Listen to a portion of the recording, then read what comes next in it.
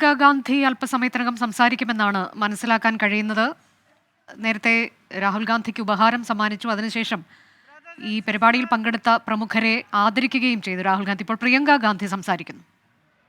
Rahul ji, Shri K C Venugopal ji, Shri Tariq Anwar ji, Shri K Sudhakaran ji, Shri V D Satheesan ji, Shri Sadiq Ali Thangal ji, Shri Ramesh Chennithala ji, Shri Muraleedharan ji, Shri M Hassan ji, Shri N K Premachandran ji, Padmashri Cheruvayal Raman ji, Kalpetta Narayanan master ji, Damodaran Namboothiri ji, Joy Mathew ji and P Surendran ji. I am happy to be here today. ഐക്യജനാധിപത്യ മുന്നണിയുടെ പ്രിയങ്കരായ നേതാക്കന്മാരെ, സാംസ്കാരിക സാഹിത്യ മേഖലകളിൽ നിന്ന് ഈ വേദിയെ ധന്യമാക്കുന്നതിന് വേണ്ടി കടന്നു വന്നിരിക്കുന്ന പ്രിയപ്പെട്ട സഹോദരങ്ങളെ, നിങ്ങളുടെ മുന്നിൽ വന്നു നിൽക്കുന്നതിൽ ഞാൻ അതീവ സന്തുഷ്ടയാണ് എന്ന് പറയാൻ ആഗ്രഹിക്കുന്നു. Yet it is also a very emotional visit that my brother and I are making to Wayanad. ഈ മണ്ണിലേക്കുള്ള വരവ് അത് വികാരപരമായ ഒരു അനുഭവമാണ് ഞാനും എൻ്റെ സഹോദരനും അനുഭവിക്കുന്നത് എന്ന് ഇവിടെ പറയാൻ ആഗ്രഹിക്കുന്നു. Yesterday I was packing up his furniture from his house to put it in a store until we find a new place for him to stay. ഞാൻ ഇന്നലെ തുഗ്ലക് ലൈനിലെ എൻ്റെ പ്രിയപ്പെട്ട സഹോദരന്റെ വീട്ടിൽ നിന്ന് അദ്ദേഹത്തിന്റെ സാധന സാമഗ്രികൾ അത് മടക്കി വെക്കുകയായിരുന്നു. അതൊരു പുതിയ സ്ഥലത്തേക്ക് മാറ്റേണ്ടതുണ്ട് എന്ന് ഞങ്ങൾക്കറിയാം. I was looking at the storeroom, putting all the cardboard boxes one on top of the other, and I was thinking to myself that a few years ago I also had to move my home. I had my children to help me, my husband helped me. I have a family of my own. And I was thinking my brother doesn't have his own children, his own wife and family to help him, even though he has the rest of us. ഏതാനും വർഷങ്ങൾക്ക് മുമ്പ് എനിക്കും ഇതുപോലൊരു അനുഭവം ഉണ്ടായിരുന്നു. ഞാൻ താമസിച്ച സ്ഥലത്ത് നിന്ന് ഞാൻ മാറി താമസിക്കേണ്ടി വന്നു. അന്ന് സാധന സാമഗ്രികൾ എടുത്തു വെക്കാൻ എനിക്ക് എൻ്റെ കുഞ്ഞുങ്ങളുടെ സഹായമുണ്ടായിരുന്നു. എൻ്റെ പ്രിയപ്പെട്ട ഭർത്താവ് എന്നോടൊപ്പം ഉണ്ടായിരുന്നു. രാഹുലിൻ്റെ വീട്ടിൽ ഞാൻ ഈ സാധന സാമഗ്രികൾ അടക്കി വെക്കുമ്പോൾ, ചെറിയ കാർഡ്ബോർഡ് പെട്ടികളും ചെറിയ ബോക്സുകളും ഒക്കെ ഞാൻ എടുത്തു വെക്കുമ്പോൾ ഞാൻ ഓർക്കുകയായിരുന്നു, അദ്ദേഹത്തിന് പത്നിയില്ല, അദ്ദേഹത്തിന് സ്വന്തം കുഞ്ഞുങ്ങളില്ല. ഞങ്ങളൊക്കെ ഉണ്ടെങ്കിൽ പോലും സ്വന്തം ഭാര്യയും പത്നിയും ഈ സാധന സാമഗ്രികൾ അടക്കി വെക്കാൻ അദ്ദേഹത്തോടൊപ്പമില്ലല്ലോ എന്ന് സാന്ദർഭികമായി ഞാൻ ഓർക്കുകയുണ്ടായി. I went to his room. Everything was packed. Only the 2 sofas were left. He was sitting there alone. I said to him, tomorrow we are going to Wayanad. ഞാൻ അദ്ദേഹത്തിന്റെ റൂമിലേക്ക് കടന്നു ചെന്നു. അവിടുന്ന് സാധന സാമഗ്രികളെല്ലാം മാറ്റാൻ അവിടെ റെഡിയാക്കി വെച്ചിരിക്കുകയായിരുന്നു. 2 സോഫ ഒഴികെ മറ്റതെല്ലാം അടക്കി വെച്ചിരുന്നു. അദ്ദേഹം ഏകനായി ആ മുറിയിൽ ഇരിക്കുന്നത് ഞാൻ കണ്ടു. ഞാൻ അദ്ദേഹത്തോട് ചോദിച്ചു, നാളെ നിങ്ങൾ വയനാടിന്റെ മണ്ണിലേക്ക് പോവുകയല്ലേ എന്ന് അദ്ദേഹത്തോട് ഞാൻ ചോദിച്ചു. I said, I'm not very good at speaking in English, making speeches. So I looked at him. He answered me, don't worry. Speaking in Wayanad is the easiest. All you have to do is talk to them as if you are their family, because you are their family. വയനാട്ടിലേക്ക് കടന്നു വരുന്നതിനെ സംബന്ധിച്ച് ആലോചിച്ചപ്പോൾ എൻ്റെ ചെറിയൊരു ആശങ്ക ഞാൻ പങ്കുവച്ചു. ഇംഗ്ലീഷിൽ അത്ര ഫ്ലുവൻ്റായി അത്ര ഒഴുക്കോടുകൂടി സംസാരിക്കുന്ന കാര്യത്തിൽ എനിക്ക് ചില പരിമിതികളില്ലേ എന്ന് ചോദിച്ചപ്പോൾ അദ്ദേഹം എന്നോട് പറഞ്ഞ മറുപടി, ഒട്ടും ആശങ്കപ്പെടേണ്ടതില്ല. നിങ്ങൾക്ക് ഏറ്റവും ലളിതമായി സംസാരിക്കാൻ കഴിയാവുന്ന ജനത ആരോടെന്ന പോലെ എന്ന് വെച്ചാൽ നിങ്ങൾ നിങ്ങളുടെ കുടുംബത്തോട് സംസാരിക്കുന്നത് പോലെ വയനാടിനോട് സംസാരിക്കാമെന്ന് അദ്ദേഹം എന്നോട് മറുപടി പറയുകയുണ്ടായി. So here I am today talking to my family, my brothers and sisters, my brother's family. അതുകൊണ്ട് തന്നെ ഞാൻ ഇന്ന് വയനാടിന്റെ മണ്ണിലുണ്ട്. എൻ്റെ സഹോദരിമാരോട് സംസാരിക്കാൻ, എൻ്റെ സഹോദരന്മാരോട് സംസാരിക്കാൻ, എൻ്റെ സഹോദരന്റെ കുടുംബത്തോട് സംസാരിക്കാനാണ് ഞാൻ ഇന്ന് വയനാടിന്റെ മണ്ണിലേക്ക് കടന്നു വന്നിട്ടുള്ളത്.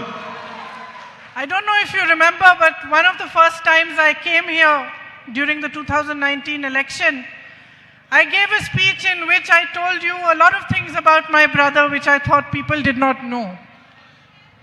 നിങ്ങളുടെ ചിന്താശലകങ്ങളിലുണ്ടോ എന്ന് എനിക്ക് അറിഞ്ഞുകൂടാ. ഞാൻ ആദ്യമായി ഈ മണ്ണിലേക്ക് കടന്നു വന്നത് 2019 എൻ്റെ സഹോദരന്റെ തെരഞ്ഞെടുപ്പുമായി ബന്ധപ്പെട്ട് നിങ്ങളെ കാണാൻ വന്നപ്പോൾ നിങ്ങളോട് സംസാരിച്ച പല കാര്യങ്ങളും അത് നിങ്ങളുടെ ഓർമ്മയിലുണ്ടാകുമോ എന്ന് എനിക്ക് നിശ്ചയമില്ല. I wanted you to know him. I wanted you to know this man who was asking for your votes, who was asking you to allow him to serve you.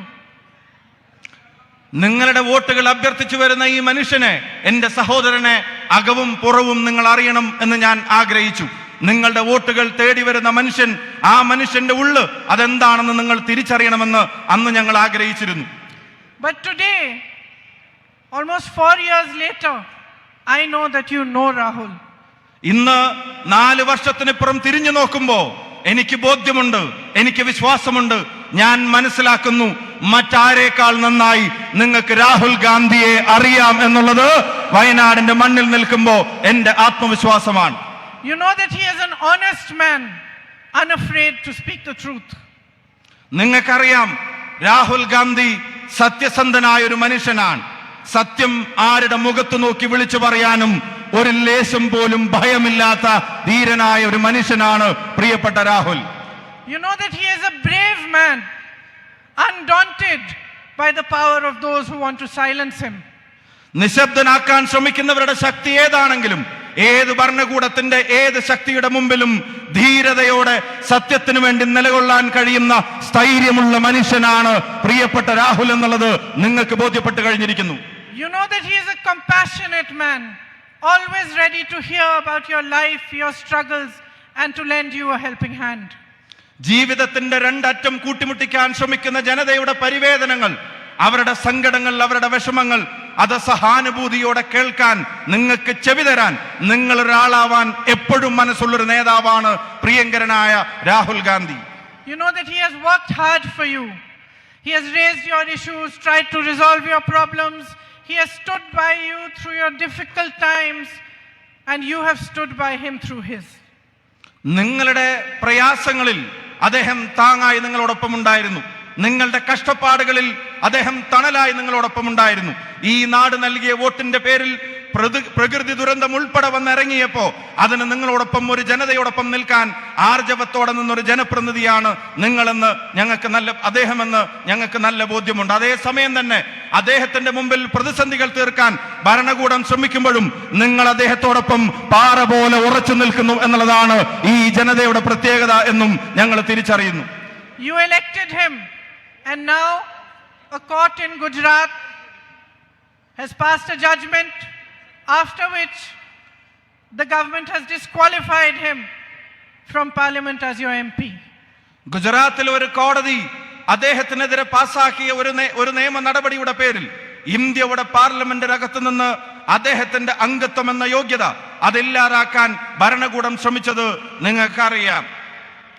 His future as your MP is in the hands of the courts. For me, it is a strange thing to know this, to know that you elected him, and that for the time being, he has been disqualified from even fighting another election for 8 years. അദ്ദേഹത്തിന്റെ parliament member എന്ന പദവിയുടെ സാങ്കേതികത്വം അതിനി കോടതികളുടെ മുമ്പിലാണ് എന്ന് എനിക്കറിയാം. 4.25 ലക്ഷം വോട്ടിന്റെ ഭൂരിപക്ഷത്തിന് ഒരു ജനത 5 വർഷത്തേക്ക് ഇന്ത്യയുടെ പാർലമെന്റിലേക്ക് തെരഞ്ഞെടുക്കപ്പെട്ട ഒരു മനുഷ്യൻ, ആ മനുഷ്യൻ അടുത്ത തെരഞ്ഞെടുപ്പിൽ മത്സരിക്കണമോ വേണ്ടയോ എന്നുള്ളത് പോലും ഇങ്ങനെ സാങ്കേതികത്വത്തിന്റെ കുരുക്കിൽ തൂങ്ങിയാട് നിൽക്കുന്നത് ഒരു വിരോധാഭാസമായി എനിക്ക് അനുഭവപ്പെടുകയാണ്. To ask questions, to demand accountability, to raise issues is the job of a parliamentarian. ഒരു പാർലമെന്റ് മെമ്പറുടെ ജോലിയാണ് ഭരണകൂടത്തോട് ചോദ്യങ്ങൾ ചോദിക്കുക എന്നുള്ളത്. ജനത തെരഞ്ഞെടുക്കപ്പെട്ട ഒരു വ്യക്തിയുടെ ഉത്തരവാദിത്തമാണ് ഭരണകൂടത്തെ അതിന്റെ ചെയ്തികൾക്ക് ഉത്തരവാദികളാക്കി നിലനിർത്തുക എന്നുള്ളത്. നാടിന്റെ അനീതികളിൽ ചോദ്യം ചോദിക്കാനുള്ള ഉത്തരവാദിത്തം ഒരു ജനപ്രതിനിധിയുടേതാണ് എന്ന് ആവർത്തിച്ചു പറയാൻ ഞാൻ ആഗ്രഹിക്കുന്നു. It is a right enshrined in our constitution that we are free to express ourselves, we are free to ask, we are free to debate, we are free to dissent.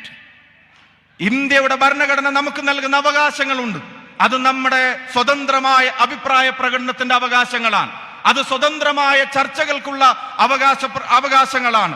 അത് ഈ നാട്ടിലെ ഭരണകൂടത്തോട് ചോദ്യങ്ങൾ ചോദിക്കാനുള്ള അവകാശമാണ്. അത് ഈ നാട്ടിലെ ഭരണകൂടത്തോട് വിയോജിപ്പ് രേഖപ്പെടുത്താനുള്ളത് കൂടിയാണ് എന്ന് ഞാൻ ഓർമ്മപ്പെടുത്തുന്നു.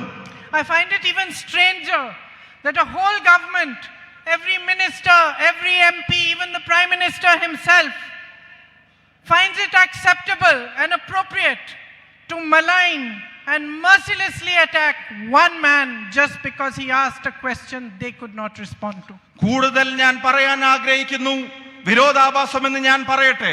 ചോദ്യങ്ങൾ ചോദിക്കുന്ന ഒരു മനുഷ്യനെ, ഭരണകൂടത്തിന്റെ മുമ്പിൽ ആർജവത്തോടെ എഴുന്നേറ്റ് നിൽക്കുന്ന ഒരു മനുഷ്യനെ, അദ്ദേഹത്തെ അപമാനിക്കുവാൻ, അദ്ദേഹത്തെ പരിഹസിക്കുവാൻ, അദ്ദേഹത്തെ വളഞ്ഞിട്ടാക്രമിക്കാൻ ഭരണകൂടത്തിന്റെ അടിമകളായ ജനപ്രതിനിധികൾ, അവരുടെ മന്ത്രിമാർ, അവരുടെ പ്രധാനപ്പെട്ട പദവികളിരിക്കുന്നവർ, അവരെല്ലാവരും വരി വരിയായി നിന്ന് ഒരു മനുഷ്യനെ വേട്ടയാടാൻ ശ്രമിക്കുന്നതിന്റെ കാരണം അദ്ദേഹം ഈ ഭരണകൂടത്തോട് ചോദ്യങ്ങൾ ചോദിക്കുന്നു എന്നുള്ളത് തന്നെയാണ് എന്ന് ഞാൻ തിരിച്ചറിയുന്നു.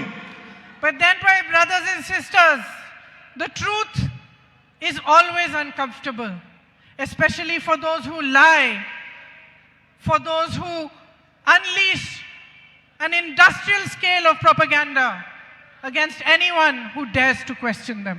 പ്രിയപ്പെട്ട സഹോദരി സഹോദരന്മാരെ, വ്യവസായവൽക്കരിക്കപ്പെട്ട പ്രൊപ്പഗൻഡകൾ, വിദ്വേഷ പ്രചരണങ്ങൾ ഇവിടുത്തെ ഭരണകൂടം മുഖമുദ്രയാക്കുമ്പോൾ, ഇവിടെ ചോദ്യങ്ങൾ ചോദിക്കുന്നവനെ അപമാനിക്കാനുള്ള ശ്രമങ്ങൾ ഇവിടുത്തെ ഭരണകൂടത്തിന്റെ സ്വഭാവവും ശീലവുമാകുമ്പോൾ അതിനെ പ്രതിരോധിക്കേണ്ടത് അനിവാര്യതയാണ്.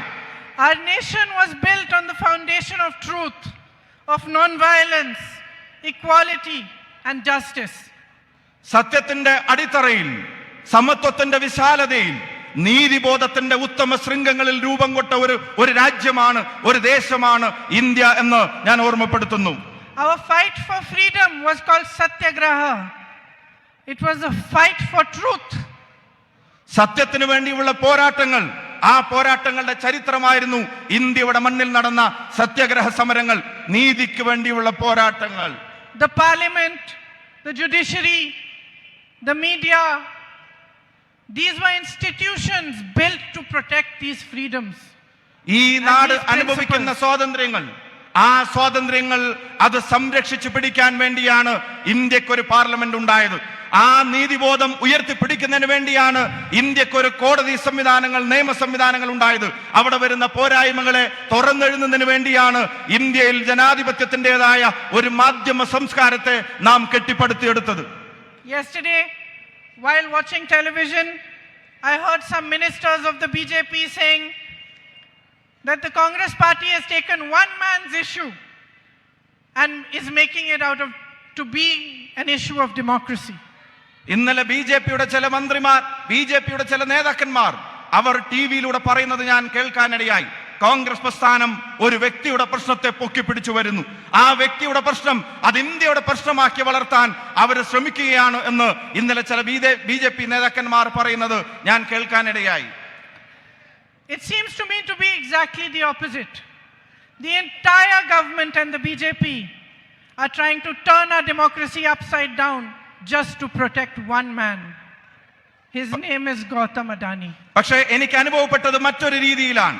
ഒരു വ്യക്തിയെ വേട്ടയാടാൻ വേണ്ടി, ഒരു വ്യക്തിയുടെ പ്രശ്നങ്ങൾ ഇന്ത്യ മുഴുവൻ ഒരു വിഷയമാക്കാൻ കോൺഗ്രസ് ശ്രമിക്കുന്നതായിട്ടല്ല എനിക്ക് അനുഭവപ്പെട്ടത് ഒരു വ്യക്തിയുടെ സംരക്ഷണത്തിന് വേണ്ടി ഇന്ത്യയുടെ പ്രധാനമന്ത്രി, ഒരു വ്യക്തിയുടെ സംരക്ഷണത്തിന് വേണ്ടി ഇന്ത്യയുടെ ഭരണകൂടം, ഒരു വ്യക്തിയുടെ സംരക്ഷണത്തിന് വേണ്ടി ഇന്ത്യയുടെ ഭരണഘടനാ സ്ഥാപനങ്ങൾ അവരെല്ലാവരും അണിനിരക്കുന്നത് ഒരു വ്യക്തിയുടെ സംരക്ഷണത്തിന് വേണ്ടിയാണ്. ആ വ്യക്തി മറ്റാരുമല്ല, അത് ഗൗതം അദാനിയാണ് എന്ന് എനിക്ക് ബോധ്യപ്പെട്ടിരിക്കുന്നു. Our country is at a crossroads. What has happened to my brother is just a symptom. It is a symptom of how far we are down the path towards a dictatorship today. Today, the government believes that it can silence any dissent. It believes it can take our ports, our airports, even some of our defense establishments and pass them on to their businessmen friends. ജനാധിപത്യത്തിന്റെ നിർണായകമായ ഒരു നാൽക്കവലയിൽ ഈ രാജ്യം നിൽക്കുകയാണ്. ഒരു പാത എന്റെ സഹോദരൻ നയിക്കുന്ന പാതയാണ്. മറ്റൊരു പാതയിൽ നിങ്ങൾ കാണുന്നുണ്ട് ഈ രാജ്യത്തിന്റെ സ്വത്ത് സമ്പത്തുകൾ മുഴുവൻ, ഈ രാജ്യത്തിന്റെ അഭിമാന സ്തംഭങ്ങൾ മുഴുവൻ ഒരു വ്യക്തിക്ക് തീരെഴുതി കൊടുക്കുന്നത് നിങ്ങൾ കാണുന്നുണ്ട്. ആ പാതയിൽ ഇന്ത്യയുടെ തുറമുഖങ്ങൾ സ്വകാര്യ വ്യക്തികൾക്ക് കൈമാറുന്നു. ആ പാതയിൽ ഇന്ത്യയുടെ എയർപോർട്ടുകൾ അത് സ്വകാര്യ വ്യക്തികളുടേതായി മാറുന്നു. ആ പാതയിൽ എന്തിനധികം പറയുന്നു, പ്രതിരോധ രംഗത്തെ ഇന്ത്യയുടെ അഭിവാജ്യമായ അഭിമാന സ്തംഭങ്ങൾ പോലും വിൽപ്പനക്ക് വെച്ചിരിക്കുന്ന പാതയാണ് മറ്റൊരു പാതയായി നമ്മൾ കാണുന്നത്. The whole government defends a man whom they have enabled to make thousands of crores a day, but they don't defend farmers who make only 27 rupees a day. ഈ നാട്ടിൽ ഞാൻ നേരത്തെ സൂചിപ്പിച്ച ഈ ജനാധിപത്യത്തിന്റെ നാൽക്കവലയിൽ ഈ നാട് ചെന്ന് നിൽക്കുമ്പോൾ അത് മുഴുവൻ ഒരു സത്യത്തെ നിശബ്ദമാക്കാനുള്ള ശ്രമങ്ങൾ നടക്കുന്നു. സത്യം പറയുന്നവനെ നിരായുധനാക്കാനുള്ള ശ്രമം നടക്കുന്നു. എന്നിട്ടോ ഭരണകൂടം സംരക്ഷിക്കാൻ ശ്രമിക്കുന്നത് ആയിരക്കണക്കിന് കോടി രൂപയുടെ, ലക്ഷക്കണക്കിന് കോടി രൂപയുടെ ആസ്തിയുള്ളവന്റെ പുറകിൽ ഭരണകൂടം അവരോച്ചാനിച്ച് നിൽക്കുമ്പോൾ ഇന്നാട്ടിൽ ഒരു ദിവസം കേവലം 27 രൂപ മാത്രം വരുമാനം വെച്ച് ഒരു ദേശീയ ശരാശരിയിൽ ഒരു കർഷകൻ ജീവിക്കുമ്പോൾ ആ കർഷകന്റെ താല്പര്യത്തെ സംരക്ഷിക്കാൻ ഒരു ഭരണകൂടത്തെയും നമ്മൾ കാണുന്നില്ല എന്നുള്ളതാണ് ഏറ്റവും ഖേദകരമായ സാഹചര്യം. Our soldiers stand at the borders ready to sacrifice their lives while Mr. Adani subcontracts to Chinese businesses. ഈ നാടിന്റെ അതിർത്തി കാക്കുന്നവൻ, ഈ നാടിന്റെ അതിരുകളിൽ രാജ്യത്തിന്റെ സുരക്ഷയ്ക്ക് വേണ്ടി പോരാടുന്നവൻ, അവന്റെ ജീവൻ ത്യജിക്കാൻ ചൈനയുടെ അതിർത്തികളിൽ പോരാടാൻ തയ്യാറായി നിൽക്കുമ്പോ അവിടെ ചൈനയ്ക്കും അദാനിക്കും വേണ്ടി ഈ ഗവൺമെന്റ് ഒത്താശ ചെയ്തു കൊടുക്കുന്ന കാഴ്ചകൾ നമ്മൾ കണ്ടു നിൽക്കേണ്ടി വരികയാണ്. Our Prime Minister feels responsible to defend Mr. Adani, but he feels no responsibility towards the people of India. അദാനിയെ സംരക്ഷിക്കാൻ, അദാനിയുടെ ഉത്തരവാദിത്തങ്ങൾ നിറവേറ്റാൻ ഇന്ത്യയുടെ പ്രധാനമന്ത്രിക്ക് സമയമുണ്ട്, താല്പര്യമുണ്ട്. പക്ഷേ ഈ രാജ്യത്തെ ജനതയുടെയും അതിന്റെ കാവൽ ഭടന്മാരുടെയും രാജ്യത്തിന്റെ പട്ടാളക്കാരുടെയും ഉത്തരവാദിത്തങ്ങൾ നിറവേറ്റാൻ പ്രധാനമന്ത്രിക്ക് താല്പര്യവും സമയവുമില്ല. This government believes that it owns India, but India belongs to you, my brothers and sisters. ഈ സർക്കാരും അതിന്റെ അധികാരത്തിലിരിക്കുന്നവരും കരുതുന്നത് ഇന്ത്യ അവരുടെ തറവാട്ട് സ്വത്താണ് എന്നുള്ളതാണ്. പക്ഷേ ഇന്ത്യ നിങ്ങളുടേതാണ്, ഈ സഹോദരന്മാരുടേതാണ് എന്ന് ഞാൻ ആവർത്തിച്ച് പറയാൻ ആഗ്രഹിക്കുന്നു. Standing here today, I ask you, each one of you and all those watching, put India first now. എന്റെ മുന്നിലിരിക്കുന്ന മുഴുവൻ സഹോദരന്മാരോട്, ഞങ്ങളെ കേൾക്കുന്നവരോട്, ഞങ്ങളെ കാണുന്നവരോട് വിനീതമായി ഞാൻ അഭ്യർത്ഥിക്കുന്നു, എല്ലാ വ്യക്തി താല്പര്യങ്ങൾക്കും അപ്പുറത്ത്, എല്ലാ സ്വകാര്യ താല്പര്യങ്ങൾക്കും അപ്പുറത്ത് ഇന്ത്യയുടെ താല്പര്യം ഒന്നാമതാവാനുള്ള തീരുമാനം നമ്മൾ എടുക്കേണ്ട സമയം അതിക്രമിച്ചു കഴിഞ്ഞിരിക്കുന്നു. When the institutions are failing to be checks and balances for the government, it is our job, the people of India's job, to become the check and balance for this government.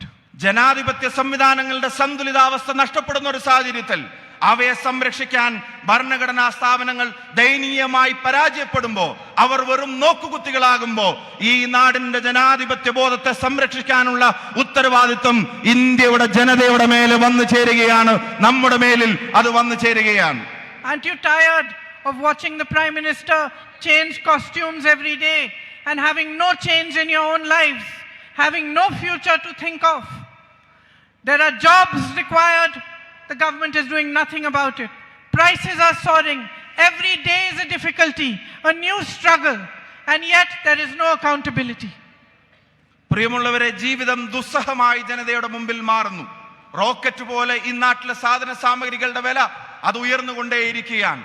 അതേസമയം നാട്ടിലെ യുവതയുടെ തൊഴിലവസരങ്ങൾ അത് പാതാളത്തിലേക്ക് താഴോട്ട് പോയിക്കൊണ്ടുമിരിക്കുന്നു. ഒരു ഭരണകൂടം നിങ്ങളോട് പറഞ്ഞ വാഗ്ദാനങ്ങൾ അതെല്ലാം അവർ മറന്നിരിക്കുന്നു.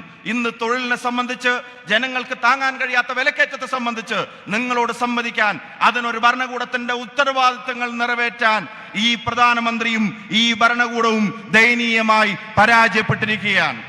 We will not stop asking questions. We will question them We will ask for accountability. We will keep speaking the truth no matter what they do to us.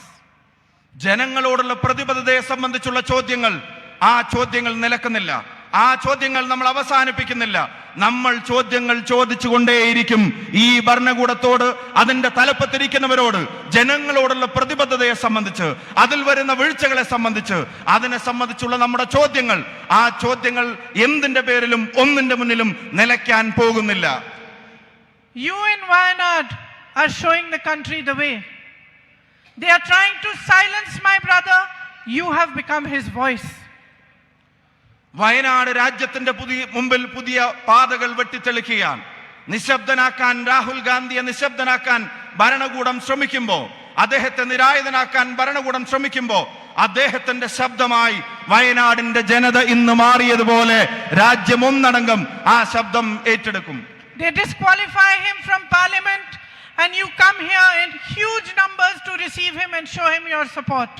ഇന്ത്യയുടെ പാർലമെന്റിന്റെ അംഗത്വത്തിൽ നിന്ന് അദ്ദേഹത്തെ റദ്ദ് ചെയ്തപ്പോ 10,000-കണക്കിനായ ആളുകൾ കൽപ്പറ്റയുടെ തെരുവോരങ്ങളിൽ വന്ന് രാഹുൽ ഗാന്ധിക്ക് നൽകിയ ഉജ്ജ്വലമായ സ്വീകരണം അതിന്റെ ഏറ്റവും വിശേഷമായ അടയാളപ്പെടുത്തലായി ഞാൻ കാണുന്നു.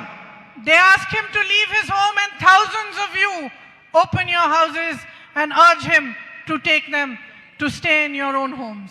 പാർലമെന്റ് അംഗത്വം എന്ന നിലക്ക് അദ്ദേഹത്തിന് അനുവദിക്കപ്പെട്ടിരുന്ന ഭവനം അതൊഴിയാൻ മണിക്കൂറുകൾക്കുള്ളിൽ കടലാസ് കൊടുത്തപ്പോ ആ കടലാസിന് മറുപടി പറഞ്ഞത് ഇന്ത്യയിലെ ജനങ്ങളാണ്. രാഹുലിനെ ഭവനരഹിതനാക്കാൻ ഒരു തീരുമാനം കേന്ദ്രത്തിന്റെ ഗവൺമെന്റ് എടുത്തപ്പോ ഞങ്ങളുടെ വീടിന്റെ വാതിലുകൾ അത് നിങ്ങൾക്ക് മുമ്പിൽ തുറന്നിട്ടിരിക്കുന്നു രാഹുൽ എന്ന് ആയിരക്കണക്കിന് ഭാരതീയർ, ആയിരക്കണക്കിന് വയനാട്ടുകാർ അവർ ഒരേ സ്വരത്തിൽ പറഞ്ഞത് അഭിമാനകരമാണ്. I am deeply grateful to you for your support. എന്റെ ഹൃദയത്തിന്റെ അടിത്തട്ടത്തിൽ നിന്നുള്ള അഭിവാദ്യങ്ങളും നന്ദിയും നിങ്ങൾ നൽകിയ നിസ്സീമമായ ഈ പിന്തുണക്ക് ഞാൻ രേഖപ്പെടുത്താൻ ആഗ്രഹിക്കുന്നു. Because you have understood that this is not the issue of one man. This is the issue here is the kind of country we want for our children. ഇത് ഒരു വ്യക്തിയുടെ പ്രശ്നമല്ല എന്ന് നിങ്ങൾ തിരിച്ചറിഞ്ഞിരിക്കുന്നു. ഇതൊരു ഇൻഡിവിജ്വലിന്റെ പ്രശ്നമല്ല എന്ന് നിങ്ങൾ തിരിച്ചറിഞ്ഞിരിക്കുന്നു. ഇത് ഈ മണ്ണിൽ നാളെ വളരാൻ പോകുന്ന, ഈ മണ്ണിൽ നാളെ ജീവിക്കാൻ പോകുന്ന, ഈ മണ്ണിലേക്ക് നാളെ ജനിച്ചു വിടാൻ പോകുന്നത് ഉൾപ്പെടെയുള്ള തലമുറകളുടെ നീതിക്ക് വേണ്ടിയുള്ള പോരാട്ടത്തിന്റെ പ്രശ്നമാണ് എന്ന് നിങ്ങൾ തിരിച്ചറിഞ്ഞിരിക്കുന്നു. It is about building a strong and brave country for our children.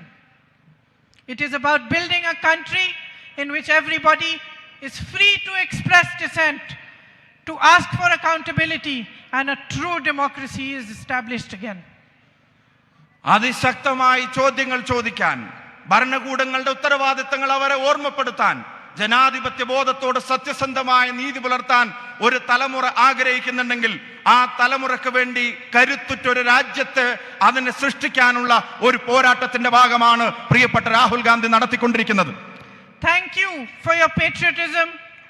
Thank you for your love. Thank you for being a family to my brother and to me. Jai Hind.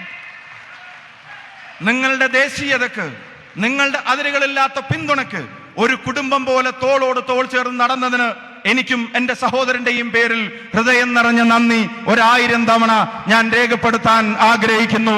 നന്ദി, നമസ്കാരം, ജയ് ഹിന്ദ്.